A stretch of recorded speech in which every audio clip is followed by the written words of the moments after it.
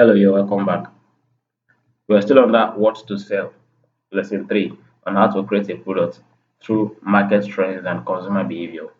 We're at number 4. You engage with your potential customers. You need to interact with your target audience in order for you to gather insight and then validate your assumptions. Conduct surveys, interviews, focus groups, or even leverage social media platforms to understand their needs, their preferences, and then their pain points indirectly or directly. Okay, like I said, you won't be selling your products yourself. Even if you'll be selling it yourself, maybe just few, you just buy few, you'll be selling to other people. That is why you must understand what they want. You must understand their pain points. You must understand their preferences. All of these things will help you to gather information about them 100% so that you will know why they want it, how they want it, then you give it to them that way. Now, how to collect data on consumer behavior. Determining how consumers will behave in a certain circumstance is easier when their data is drawn from. Consumer behavior data will include past behavior patterns, thoughts and feelings about brands, and thoughts about about their past experiences.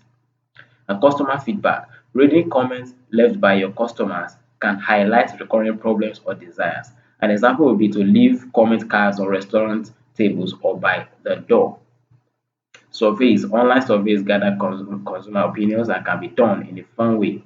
Many social platforms such as Facebook make it easy to create what they call polls. Now, if you need to monitor your market, and you must also stay up to date about what your target audience want. You must always pay attention to their feedback, both their positive feedback and their negative feedback. Their negative feedback there is very, very good.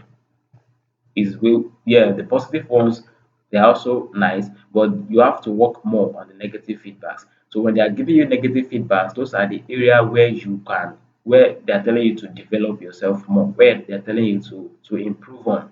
And you must not be so sad because they're giving you negative feedback. You must take it with joy because they're telling you what you are lacking.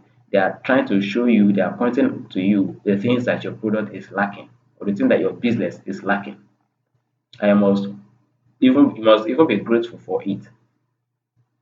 All right. And you must carry out online surveys as well to gather their opinions.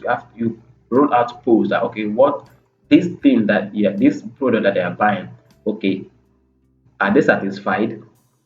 What are the things that they feel you can do in order to serve them more? So they will start giving you their honest opinions. They'll be giving you their honest opinion, okay, this and this and this are where you feel that you can develop or that you can improve on. It is very, very important. Going to the next one, you need to generate, prioritize, and validate ideas. Brainstorm potential product ideas that align with market trends and customer insights that you have researched. Consider innovative solutions, improvements to existing products, or entirely new concepts that address unmet needs. You need to evaluate and prioritize your product ideas based on market potential, feasibility, and competitive advantage. Now, create a product strategy that outlines your product's unique selling proposition, target market, pricing, distribution, channels, marketing approach, and anticipated return on investment. The thing is that after you've gathered the information that you need, all the information or as much information as you can gather, you need to then you need to prioritize and then validate that idea. You need to prioritize and validate the idea in order to suit your target audience. The existing products that you've researched, what are the things that those products they fail to meet? What are the desire that they fail to meet? You can leverage on that. Then when you eventually gather all of this information, then you can start to create your product strategy that outlines your product's unique selling proposition. When you gather all of this information, then you can start to then you'll be able to see where you can stand, how you can stand that will make you stand out from others, the distribution channels that you can make use of that will be ahead of others, the marketing approach that you can follow that will make you stand out and be ahead of others. And then the return on investment. Definitely, we are all in business to make profit, to serve the people and also to make profit. It's a win-win kind of situation. So once all of these are being answered, then you go ahead, you design and develop your product. Now, when you gather all the information you need, the next thing is to go ahead and create your products. Definitely. Then you create your product when you have a clear product strategy. Don't forget, you need to have your clear product strategy before you go ahead to creating your product. After creating your product, the next thing to do is to test, refine, and then launch and marketing. Conduct extensive testing to gather feedback on your product's performance, usability, and appeal. Develop a compelling marketing plan to create awareness and generate interest in your product. Then monitor and adapt continuously. Continuously monitor the market, consumer feedback, and competitor activities to adapt your product strategy as needed. Right? So once you're able to create, once you gather all the information and then you have your product strategy in place, you already have your products created. The next thing is to what? You test that product that you've created by giving out to people to gather feedback on your product's performance. How do they find it appealing? For example, we have UI UX design, that is user interface and user experience. It is very important how the app, that's how to do with maybe website creation or app creation.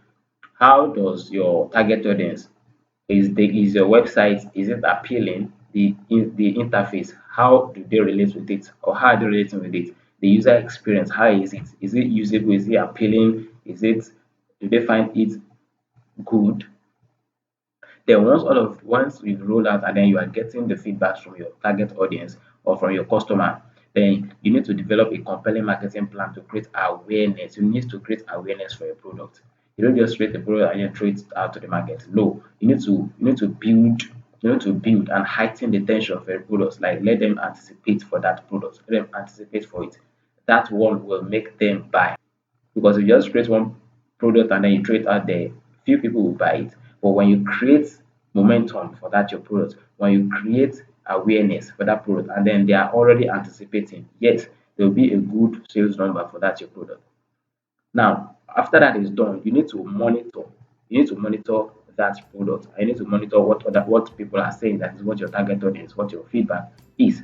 Continuously monitor the market, consumer feedback, and competitor activities to adapt your product strategy as needed. So all of these things are what you need so that you remove some, you edit, you add some, you remove some, you edit, you add some, till you're able to create a perfect product for your target audience.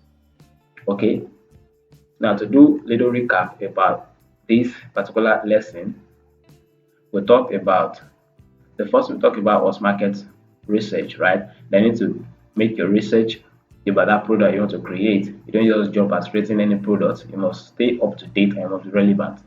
All right. Now carry out a great market research that I've mentioned. Then why is that product selling? That product that is selling, will it still be in vogue in the next 5 to 10 years? You must understand that and you must answer that question. Number two, that is like it is identify your target audience. Who do you want to serve? Then why do you want to serve them?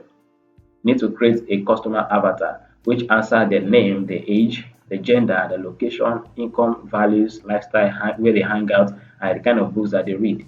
You must be able to answer, you must be able to create a customer avatar that will perfectly answer these questions and then that will speak of your target audience. That is how you can serve them well. You must do your competitors research. Very, very important. Both direct competitors or indirect competitors. People offering what you offer exactly the same thing or very similar to your products. Then people also offering something that will be like an alternative solutions to what you offer. You need to assess their branding and positioning, review their pricing strategies, follow them online to see what's up with them, and study their marketing and sales channels, how they reach their target audience, analyze customer reviews and feedback, then differentiate your offering too. All right, then you need to engage with the potential customers and gather feedback from them. Now you need to prioritize and generate, then validate your ideas. You need to test, refine, and then launch it and see how the market reacts or responds to your offering. Then you must monitor it and keep improving on it. All right. I hope this lesson really helped you. So see you in the next video.